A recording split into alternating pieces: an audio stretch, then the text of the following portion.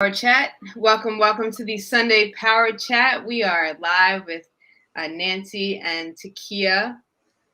Yes, we You can are. join me on IG, Nance. You have your phone handy? I'm not going to join you on IG today. No. No, I don't think I can manage this. My phone, we were just talking about getting that new phone. Yeah, My phone battery life, it doesn't live like it used to. got it. Well, good thing that it knows how to be reprogrammed. You see that segue? You see what I did there? Yes. So today's topic is reprogramming the mind. I love it. And if you were with us earlier in the lyrical meditation cipher with Polaris and Tony Blackman and all the wonderful artists, we were talking about really, being conscious about the process of shifting your mind and letting go of old habits that no longer serve you and so forth. And so I wanted to just take it a little bit deeper. Sometimes, when we have topics like this, it sounds good in the conversation, but then we feel like, okay, but then how do I actually implement it into my life? Right. Like, how do I make this a real thing? Because I have tried before to break bad habits and habits that weren't doing, me any justice. They weren't helping me to expand. They weren't helping me get where I want to go. And so we're going to talk about that tonight. Please definitely, chime in if you have any questions. Let me know if there's anything that that isn't clear, or if you have contributions to expand the conversation. We're all for it. So this is pivotal because if you understand kind of the basic science of how our minds work and how our brains work, and then how that relationship that we have with them, you know that from an early age we are very susceptible. From like 0 to age 6, we're very susceptible in our subconscious minds to programming. It's primarily for survival and tribe love,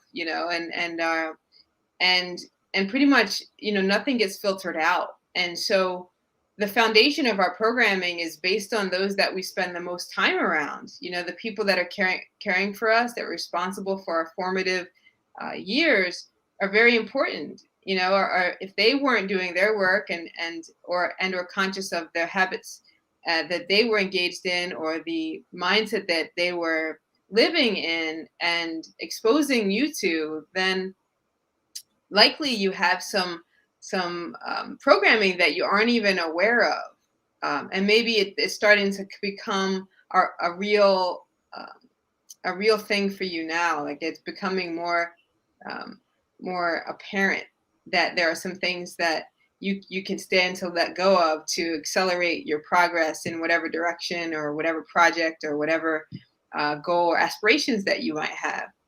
And so let's just talk about that a little bit. So, if you've never really done internal work before, it might sound foreign to, and maybe even drum up some resistance for you to think about actually questioning your beliefs. Oh, definitely. If you're new to it, I'm going to say 90%.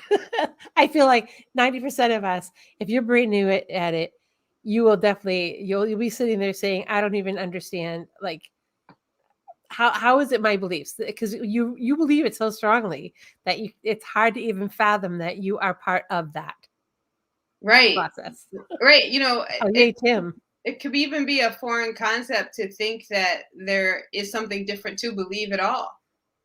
Right. And a lot of times we approach beliefs as if they are solidified, some kind of a constant. But the truth is that beliefs are malleable and really should be, or I would say I should lightly. I say should if and with the understanding that you have the goal of expanding and growing and evolving, right? So that's how I use should. So if we want to continue to grow and evolve, it would behoove us to allow our beliefs to change with the introduction of new information, right? So just because it's always been that way doesn't mean that it always needs to be that way or that it serves you the best to keep it that way, right? So this is where we come to this space of okay, well, how do I change my beliefs if I realize that a belief is actually affecting me? How do I even know that I have a belief that That's the is thing, affecting my right? life? How do I even know I have a belief that's in the way? Right. And so, what are the telltale signs? Can are a little bit different for everyone, but pretty consistent for you. If you've done any amount of time of paying attention and just leaning in and noticing and observing your life, you can notice when things aren't going well. If you are generally unhappy in any area of life, then there's likely something underneath the surface that is keeping you from accessing your joy. So whatever that is, there a change is probably needed.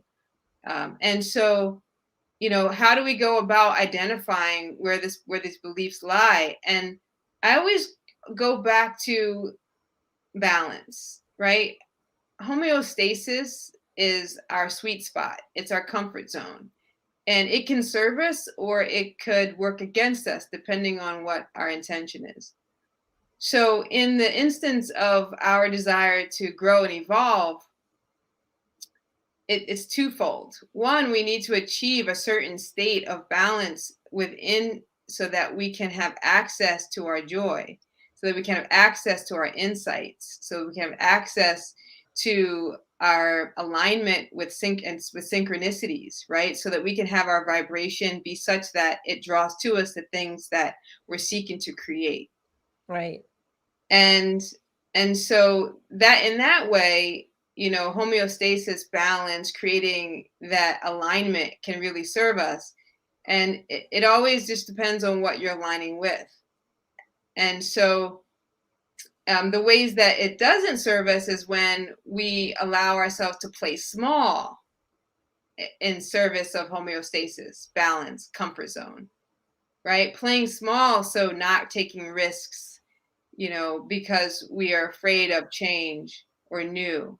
And that's really where I think a lot of people get stuck, because they don't even necessarily realize that they're afraid, and until they're really faced with some kind of a storm, like some kind of a catalyst that throws you out of your comfort zone, rather than you having noticed the signs that were tapping you on the shoulder saying, hey, it's time to change along the way. And Yeah. then there was a candle got lit in the corner, and then it became a bonfire, and then it became the Amazon roaring in your life. Yeah. Before that, there were signs, letting you know that, hey, there's something that it would serve you to change here. And if you do that now, you could reap great benefits. If you wait till later, there's going to be a lot of suffering involved, right? And so I absolutely believe that we have the power to change our lives at any moment,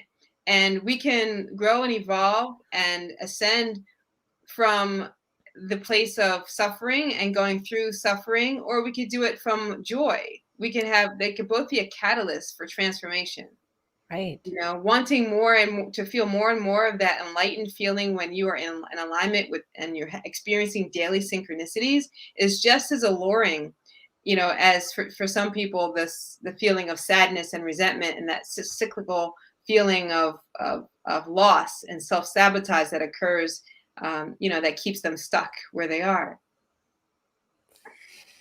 Yeah. Well, I think that I often look back at my own experience and think that I nailed it was when I said, when I'm up against the wall, I will make things happen. Right. So when I have to, and that's the storm, right? When the Right. storm comes, never fails. I never lay down and just let the storm take over me. I jump into actions because I it's like I preserve myself, right? So and we had so many conversations, you and I, and then it was like, so what is the difference if you step out before the storm shoves you out? Like, do you think that you would be able to be less effective or less able? Or, and that's when I realized it was my belief that I believed that the only way I could do this is if there was a Right. storm. Mm-hmm. The only time I'm strong is when there's a storm.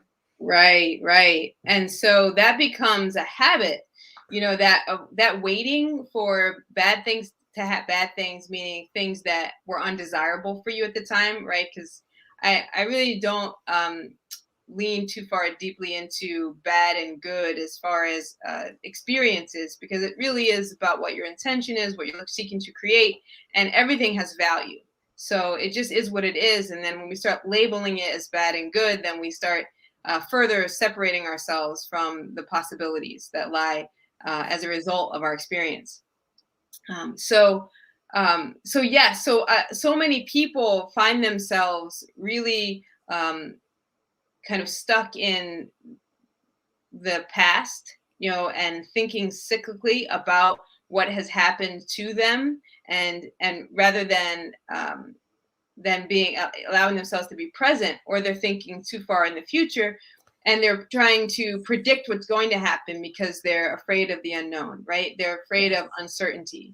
But in uncertainty is where everything that you don't currently have lies, right? Everything that you can't see, all the miracles are in the unknown. The ability to create is in the unknown. Let And that one so, sit. I don't want to interrupt your flow, but I don't want to miss on this because mhm. you're hitting on something so important. And you're listening to this. Just let that sink in. That's where the creativity is the unknown. Because if it's unknown, then is it not true that you design it? Right. So otherwise, you're always living from only what you know. And so if you only live from only what you currently know that you know, then there's no growth. Right. And so that goes Right. back to allowing our beliefs to be malleable, not wishy washy. Right. We're talking about, when new information is introduced that we feel in our bones is truth, right? And perhaps is rubbing up against what we previously believed, then we may want to sit and consider allowing our beliefs to change. And we, like we said, we know that when something isn't flowing, when there's a lot of resistance, we know that there is potential for an opportunity for transformation, a change to be made, to make things more aligned in with your intention and with your heart's desire. It sounds so simple. Yeah, right, right. That's the magic behind some of this too. It's just it sounds so simple. Like, so I should be able to just flick the switch and we're good, right? Well, simple doesn't always equate to easy, right? Okay. They're not the same. Just like, you know, correlation doesn't mean always causation, right? So these nuances matter, and that's the kind of the game of life. You win the Super Bowl if that nose of that football is just an eighth of an inch further, and touching a line, right? Or you lose. Your whole season came, and you lose, right? I mean, Right. contracts, millions of dollars, bragging rights, all of it down the drain. It's like a nuance, An right? eighth of an inch, right? And so That's it. these nuances matter. And so let's talk practicality, right? So what can you do on a daily basis, right? And so that's kind of where I want to land and leave things, just so people can walk away with something practical and can implement um, right now. So if you have something that you're looking to shift, and let's just name something like, I'll tell you, I shifted the way that I respond to traffic, right? And so I used to allow traffic to determine my mood, right? So I'd be driving along, and perhaps I might have even been carrying, some some latent resentment or anger or disappointment or something into the car already, and then let's say traffic wasn't doing what I wanted it to do, and I would allow it to disturb, my peace, Mm, and I would create a block to my joy. And so it wasn't overnight, because overnight that habit didn't develop where I got in the car and I was frustrated at people not doing what I wanted them to do, or that I saw traffic as being against me, or I saw everyone who got in front of me as trying to cut me off. Now the truth of the matter is sometimes it's happening, like people are being vindictive, because it happens. But most of the time people are not even thinking about you. They're just trying to do what they need to do to get where they need to go, right? which is true in life in general. Like, Sure. people are very concerned, self-conscious about how they're looking when they walk into the room. Everyone's thinking the same exact thing. So over time, what I decided I didn't want to feel that way anymore. And so it needed for me to do in order to shift that was to, every time I got in the car, just notice how I was being, notice what I was feeling, where I was feeling it in my body, and then make a conscious choice that was different from the one I'd made in previous times. And I had to make that choice over and over and over again. And so if I notice that when I get in the car and someone, drives into the same lane as me, and perhaps they didn't do it in a way that I would have done it, doesn't mean that they're wrong, and certainly doesn't warrant me yelling in a vacuum and releasing cortisol, getting myself all upset, and because it's kind of silly. It's kind of silly. Anger only hurts you, doesn't hurt anyone else. Except if you think about the larger kind of effects of all the energy that we send out continues on until it's affected by another force, Mm. right? Continues on and on and on. Energy isn't created or destroyed. So we certainly don't contribute to the ascension of humanity when we're angry. But we're also not physically hurting anyone. We're not, however, prolonged states of anger usually lead to violence. But if you think about anger as self-violence, it should be enough to give you Yeah. pause to want to feel it, let it go, and then make a different choice. And so I think what's important here is that one. So these are the kind of the things that I think about when I'm shifting habits for myself, because I can be very intense, and whenever you're looking at transformation, it can be very easy to judge yourself and to address it as something is wrong with you, and look at it harshly. But the truth is, this is a journey, and if you approach things with curiosity and the energy of learning and the energy of fun, and just being curious and noticing versus judgmental and critical, it can be a different experience, and it will actually ease the path of transformation. Because when you bring Entirely. that kind of other low level energy, it actually creates more resistance. Yeah, entirely. So Lindy just jumped in and said self-sabotage is anger. Yes, yes. So when it's anger, it can be for some people, right? And it could be that kind of um, harbored and stored kind that becomes resentment. A lot of times, self-sabotage is also fear. So we fear taking risks. We fear what success means for us. We fear change.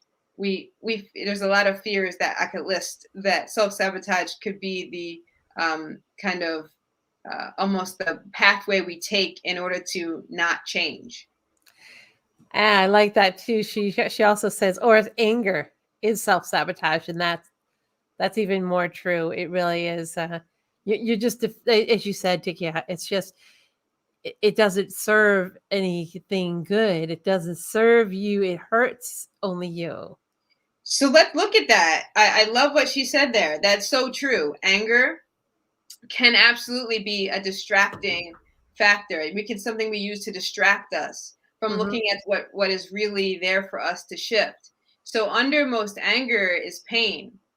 And if that's the truth, then what are we hurting ourselves about still? right? And so that pain that we're running from, and we're posing it and offering it out into the world as anger, can often be a almost a beard, you know, and it's almost a more masculine energy way, you know, a way to a bravado way of expressing pain. Mm. It also, you know, when we hold on to things for long periods of time and replay the thoughts that brought up the initial emotion, and we stay in that state for long periods, and like you said, it is self-sabotaging, Right. because then we actually stay in the comfort, because a lot of times it can be addictive and we can get really comfortable in that and re-experiencing the same emotion, Right. versus allowing ourselves to actually be in a space of vulnerability where we have to actually go deeper, look at what's underneath of it, heal it. There might be forgiveness involved. That's the F word. Yeah, And, right. you know, there might be a lot of layers that need to be peeled back that leave us susceptible for for feeling vulnerable and open. And joy itself is vulnerable, and so sometimes we pile on those types of emotions so that we don't actually have to you know, question why we're disallowing and withholding our joy from ourselves. Yeah. And that's so good, Lindy. Thank you for that. And I know that, well, like you said, if you're hanging on to anger, and then if you've identified with anger, right? Like that's my thing. I am angry about what happened to me or what, occurred in some way, shape, or form. And Right. if I let go of that, then what was my identity now? I'm no longer on that crusade. What am I? What am I doing? And Yes. so it becomes a form of that self-sabotage, because you won't let go of that anger, because if it does, then it means that you must move forward. And so there's just a way that hanging on to the anger says, well, you know what? This is why I can't move forward, because of all the things that, yeah, Yes. Use it it's as it's a story. It's a spiral story. 100%. And on the flip side of that, you know, letting go of the anger and, you know, is a process, but Oh, ultimately huge. letting go of anything gives us the hands free now to hold on to everything we want. And then, you know, the truth of the matter is, actually, when we get what we want, we find that what we were really seeking was the experience of it. Yeah. We find that we don't actually need it as badly as we wanted, as we thought we did. So it's kind of Right. funny. Yeah, but you had to take the journey. Right. You had to have the want, the desire to take the journey to begin with. It had to be something that was in there that that you said that this is important to me. So you move forward with it. You go through it, and you're right. Oftentimes, um, I wonder how you all listening feel about that. Let us know. But how was that for you when you did the journey to get what it is you said you wanted, and there it was in front of you, and you said, you know, did not that you were disappointed or saying, "Oh, that was a bummer," but were you surprised at how much you actually enjoyed the journey more than the attainment? Like Right. Right. so You know, many. because who we become in the process is really the point. Yeah, Not yeah. what we And who journey. we allowed ourselves to become, right? Yeah. Yeah. Who we And so, allow ourselves. yep. So so I think this is a great place to land. How about it? I love it. I think this has been a fun conversation, and the idea of reprogramming your brain and knowing that it's something that it's within our own selves, that we have that power to decide and to make a choice and to live in the creative space of the unknown. That's right. It's exhilarating, and we may say it's scary, but if you think about it, it's the same feeling as being absolutely exhilarated about getting onto a roller coaster type of thing. So you are amazingly made. Don't ever forget that. You're amazingly made. There is no one on this planet, earth, universe designed to be you except you. And since that's the case, you get to design whatever that is. So have a blast at that. Go wild with it. 100%. You know, so be compassionate with yourself, you know, as you're approaching transformation and you see things that you want to shift. know that everything is a process, and Mhm. and if you can take on the energy of curiosity and just noticing what's happening, it will give way for your ability to actually change without forcing it, and just allowing yourself really to lean more into being exactly who you are, because who you are is more than enough. More than enough. It is actually necessary to the unfoldment of the cosmos, exactly who you are in this moment and this moment and this. And we look forward to seeing your genius in the world. It is needed and necessary, or you wouldn't be. And the proof is that you're here. We love you and look forward to seeing you again next week, same bat channel, around the same bat time, 6:30 Eastern Standard, 7-ish. We shoot for 6:30 tonight. Now Nancy had a commitment, but 6:30 p.m. Eastern time is our bat chime, and channel is via Facebook or Instagram Live. And have a wonderful rest of your weekend. Peace and love.